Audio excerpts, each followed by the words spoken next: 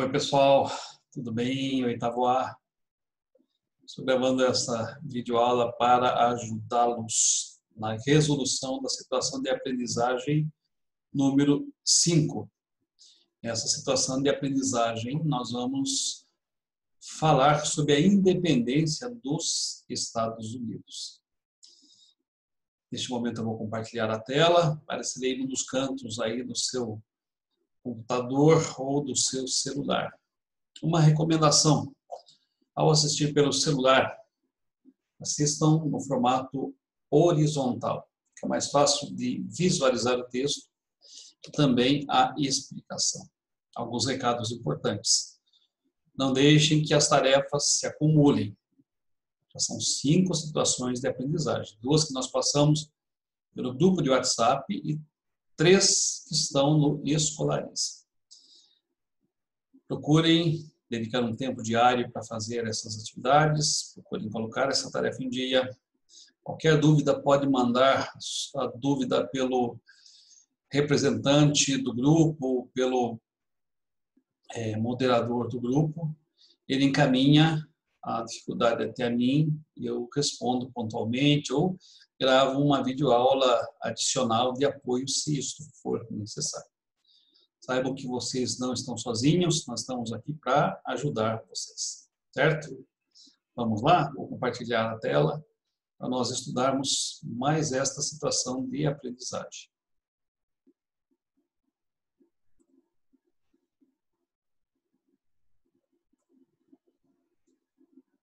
Como eu disse a vocês, nossa situação de aprendizagem é a situação de aprendizagem número 5.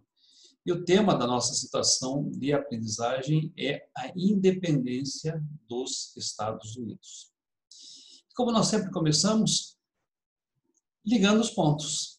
Vamos estabelecer aqui uma relação entre aquilo que nós já estudamos anteriormente e aquilo que nós vamos estudar nesta situação de aprendizagem.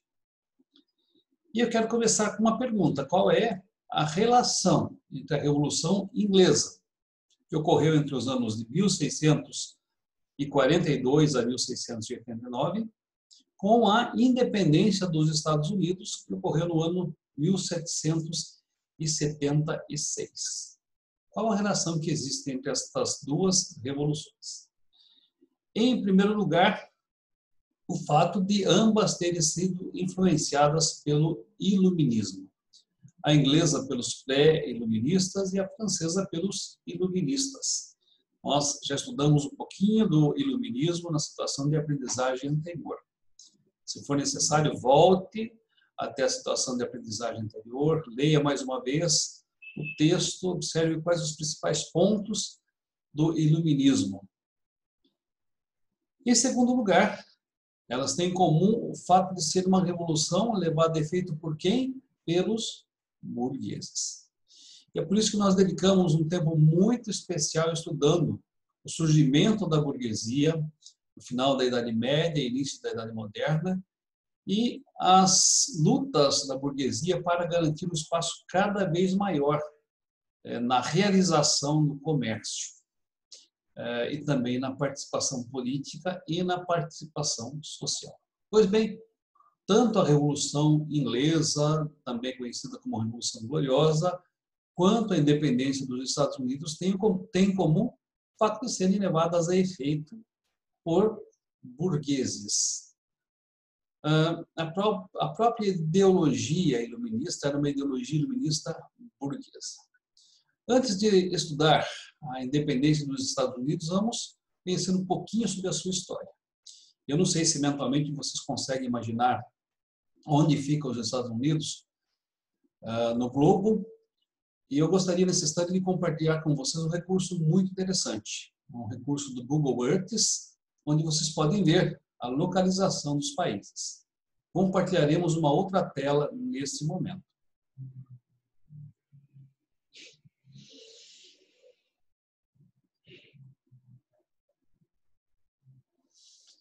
Aqui vocês podem ver no Google Earth a localização dos Estados Unidos e podem ver também a localização da Inglaterra. Então, qual é o país que colonizou os Estados Unidos? Foi a Inglaterra. Bem, interromperemos esse compartilhamento, voltaremos à nossa folha para dar sequência à nossa explicação, tendo em vista que agora você já localizou no globo Estados Unidos e Inglaterra. Eu desafio vocês, se tiverem oportunidade, se tiverem condições, a explorar esse recurso, Google Earth. Bom, como foi a colonização dos Estados Unidos? Bem, ela se deu de uma forma diferente da colonização no Brasil.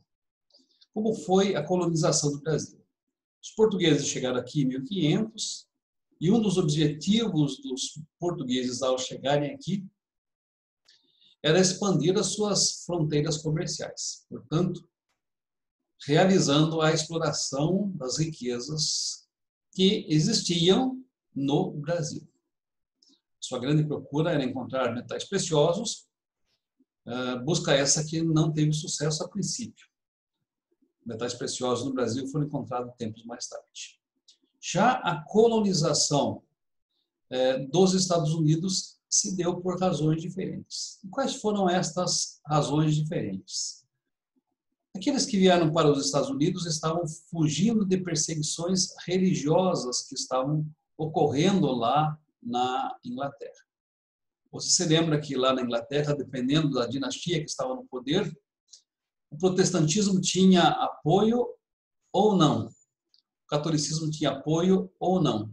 É natural que quando o rei apoiava uma destas opções ou uma destas religiões, ele perseguisse os opositores.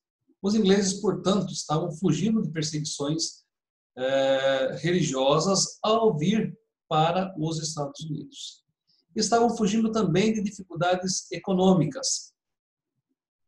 Então, o que fizeram estes que fugiam de perseguições religiosas e de dificuldades econômicas? Eles imigraram para o Novo Mundo.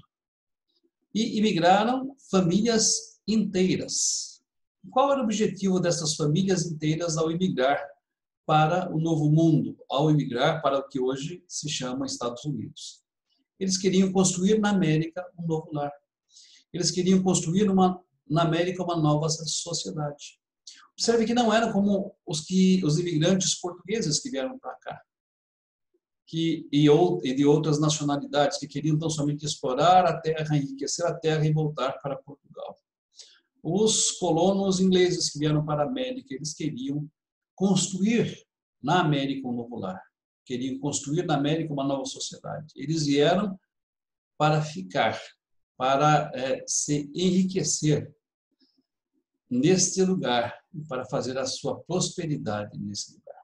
Este é um fator muito importante, que, de certa forma, explica a diferença que há no desenvolvimento da América do Norte e da América Central e do Sul.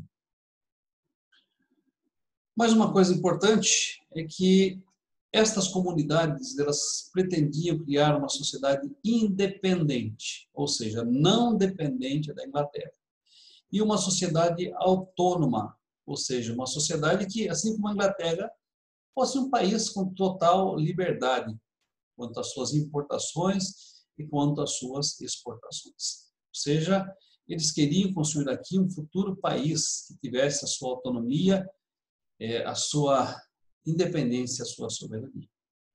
Mas, professor, todo os Estados Unidos era assim? Não, há uma diferença importante que deve ser observada.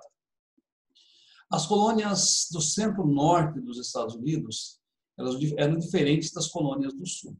Vamos observar essa diferença agora. Como eram as colônias do centro-norte? Nestas colônias se adotou uma postura de autonomia, ou seja, elas buscavam desenvolver-se independentemente da Inglaterra.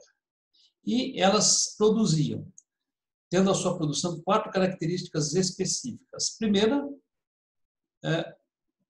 a policultura, ou seja, a cultura de vários produtos. Eles não produziam, como o Brasil, por exemplo, um só produto para ser exportado. Uma outra característica, eles produziam diversos produtos em pequenas e médias propriedades, diferentes também no Brasil, que produziam latifúndios em grandes propriedades. Esta produção era voltada para o mercado interno, ou seja, a preocupação era satisfazer as necessidades internas, o mercado interno, a subsistência, aquela palavrinha que eu já ensinei a vocês. Então, o excedente deveria ser vendido. E um fator também que diferencia é que nestas colônias se assalariava a mão de obra, ou seja, não havia mão de obra escrava nestas colônias. Bom, a produção geográfica, a posição geográfica, melhor falando, favorecia uma produção semelhante à que ocorria na Inglaterra. Portanto, produzindo os mesmos produtos que se produzia na Inglaterra ou na Europa, elas não despertavam muito interesse dos ingleses, não despertavam muito os interesses do comércio metropolitano. Esse tipo de colônia, com estas características aqui, são denominadas de colônias de povoamento. Então, o que é uma colônia de povoamento? É uma colônia que tem estas características mencionadas aqui. Numa colônia de povoamento, a produção está baseada no consumo interno e produção manufatureira. Lembrando que uma produção manufatureira é uma produção feita com mãos e máquinas. E como eram as colônias do Sul? Bom, as colônias do Sul eram bem parecidas com as colônias do Nordeste do Brasil. Então, o regime era bem parecido com as do Nordeste brasileiro. E por isso receberam o nome de colônias de exploração. Bom, professor, quais eram essas características? Primeiro, produção agrícola voltada para o comércio exterior, ou seja, para a exportação. Segundo, produção em grandes propriedades ou em grandes latifúndios. Terceiro, monocultura, ou seja, a cultura de um só produto. E quarto, uso da mão de obra escrava. Enquanto as colônias do norte e do centro não empregavam a mão de obra escrava, empregavam a mão de obra assalariada, as colônias do sul, elas empregavam a mão de obra escrava. Um outro fator é que eles estavam situados numa região mais quente, portanto, se especializaram em produtos que correspondiam aos interesses do comércio metropolitano, sendo assim dependentes da metrópole e sendo assim adeptas do pacto colonial. Bom, esse sistema colonial ele vai entrar em crise. E o que provoca a crise no sistema colonial e que, consecutivamente, vai provocar a independência dos Estados Unidos. Vamos observar neste ponto aqui a crise do sistema colonial. Primeiro ponto, a Guerra dos 7 Anos, em 1756 a 1763. Bom, essa guerra ocorreu onde? Ela ocorreu na América do Norte. Essa guerra envolveu que países europeus? Inglaterra e França. E esta guerra ocorreu por quê? Ela foi motivada pela disputa de regiões coloniais da América do Norte. Quem se saiu vitorioso? A Inglaterra se saiu vitoriosa. E vocês se lembram que a Inglaterra é uma grande potência naval. Ela se saiu vitoriosa, mas teve enormes prejuízos com a guerra. Aliás, qualquer guerra traz enormes prejuízos e provoca profundas transformações políticas, econômicas e sociais. Bom, o que fez a Inglaterra? Para recuperar os prejuízos provocados pela guerra, ela tentou explorar as suas colônias, tanto do norte quanto do sul.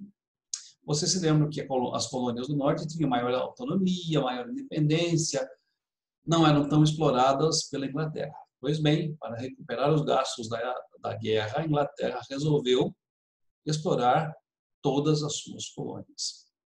Muito bem, esta atitude ela provocou algumas reações dos colonos. Vejam bem, na Guerra dos 7 Anos, quem foi convocado para guerrear? foram convocados para guerrear os americanos, que deveriam defender nesta guerra os interesses da Inglaterra. Os americanos guerrearam em favor da Inglaterra, mas tomaram consciência de que eles tinham poder. E se eles podiam guerrear pela Inglaterra, eles poderiam também guerrear por si sós e pelo seu próprio país e pela independência do seu próprio país, ou seja, a independência dos Estados Unidos. Ou seja, a Inglaterra, ao usar soldados americanos para lutar na Guerra dos 7 Anos, ela acabou criando um problema. E esse problema teve um efeito colateral imenso. Eles passaram a ter a consciência do seu poder e eles passaram, a partir de então, a lutar pela própria independência dos Estados Unidos.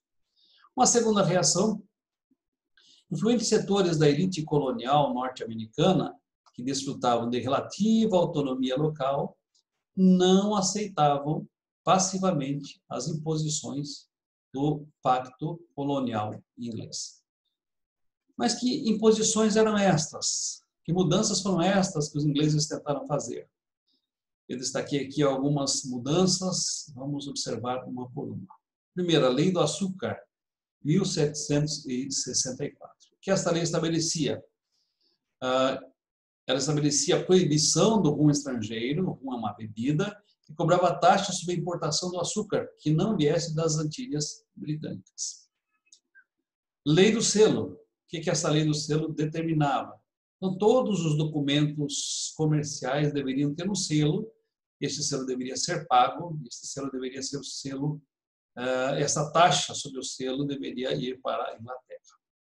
Uma terceira medida, a lei dos alojamentos. Essa lei exigia que os colonos americanos fornecessem alojamento e alimentação às tropas inglesas, ou seja, eles arcariam com os custos da hospedagem e da alimentação de tropas inglesas quando estas estivessem no território americano. A lei do chá concedia o monopólio, ou seja, a exclusividade da venda do chá nas colônias, às companhias das Índias Ocidentais. E leis intoleráveis, que foram aquelas leis criadas para conter o ânimo daqueles que já estavam querendo se revoltar e proclamar a independência dos Estados Unidos. Fechamento do Porto de Boston, o julgamento e a punição dos envolvidos em distúrbios políticos na Inglaterra. A partir daqui, o distanciamento entre norte-americanos e ingleses se tornou cada vez maior e nós passamos a observar a luta pela independência. E esta luta pela independência, ela se deu primeiramente no campo das ideias. O primeiro Congresso da Filadélfia, em 5 de nove de 74, que foi organizado para protestar contra as leis intoleráveis, ele contava com os principais representantes das colônias americanas. Em 1775, ocorreu o segundo Congresso Continental da Filadélfia, que conclamou os cidadãos às armas e nomeou George Washington como comandante das tropas americanas. No dia 4 de julho de 76, surgiu a declaração formal de independência dos Estados Unidos, preparada por um comitê de 5 membros, sendo seu presidente Thomas Jefferson. A Constituição americana é uma Constituição que, inclusive, ainda persiste, ainda é válida, que não foi substituída por uma outra Constituição. Ela foi inspirada pelos ideais iluministas de liberdade, de justiça, de combate à opressão política e de respeito aos direitos fundamentais do ser humano. Pelo menos no campo das ideias, essa Constituição era e ainda é um marco no que diz respeito aos direitos humanos. Quais os significados da independência? Bom, a independência dos Estados Unidos expressou alguns valores muito importantes. Por exemplo, os direitos humanos, a democracia, a liberdade e a injustiça. Mas a independência carrega também duas contradições. Ou seja, enquanto ela diz uma coisa, ela age no outro sentido. Enquanto ela fala uma coisa, ela faz outra coisa. É isso que é uma contradição. É você dizer algo e fazer algo completamente diferente e contraditório. Muito bem, quais são essas duas contradições? Primeiro, eles defendiam a liberdade de todo cidadão, dizendo que todo cidadão, por direito, livre, mas mantiveram a escravidão. Essa escravidão só foi abolida tempos depois. Então, pergunta-se, os escravos não eram cidadãos? Se eram cidadãos, eles não tinham direito à liberdade? Se tinham direito à liberdade como se defendia na Constituição dos Estados Unidos, por que continuaram sendo escravizados? Uma segunda contradição, no plano externo, os Estados Unidos assumindo uma política imperialista, ou seja, uma política de dominação sobre outros povos. A partir do momento que um país domina sobre o outro, ele não respeita a liberdade do outro. Portanto, isso é uma contradição em relação aos seus princípios, que defendem os direitos humanos, a democracia, a liberdade e a justiça. Esses são os principais pontos que nós gostaríamos de frisar nesta nossa explicação. Esperamos tê-los ajudado. Qualquer dúvida, encaminhe a pergunta ao representante de classe, ao administrador do grupo, e este vai encaminhar a pergunta até o professor, para que, chegando ao professor, vocês tenham uma orientação adicional, se isso se fizer necessário. Pessoal, força, coragem, ânimo, determinação, dedique o seu tempo aos estudos. Em breve nós estaremos juntos. Um grande abraço, um grande beijo a todos vocês. Fiquem com Deus. Deus abençoe a cada um.